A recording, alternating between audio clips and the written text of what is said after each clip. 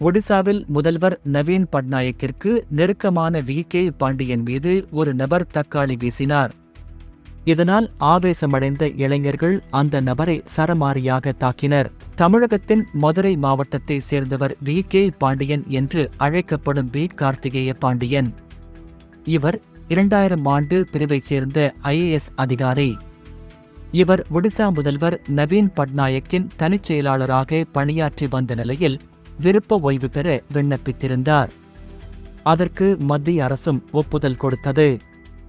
விருப்ப ஓய்வு பெற்ற மறுநாளே அவருக்கு கேபினட் அமைச்சர் அந்தஸ்து உடைய பதவி வழங்கப்பட்டது. அம்மாநிலத்தை ஆளும் பிஜு ஜனதா தளம் கட்சியின் தலைவரான நவீன் பட்நாயக்குக்கு நெருக்கமான வி.கே. பாண்டியன் கஞ்சம் மாவட்டத்தில் நடந்த நிகழ்ச்சியில் பங்கேற்றார்.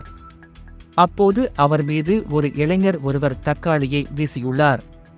இதனால் கொதித்தெழுந்த மற்ற இளைஞர்கள் தக்காளி வீசிய நபரை தரதரவென இழுத்துச் சென்று தாக்கினர். நிலைகுலைந்து கீழே விழுந்த அந்நபரை இளைஞர்கள் தொடர்ந்து தாக்கினர். இச்சம்பவத்தால் அங்கு பரபரப்பு ஏற்பட்டது.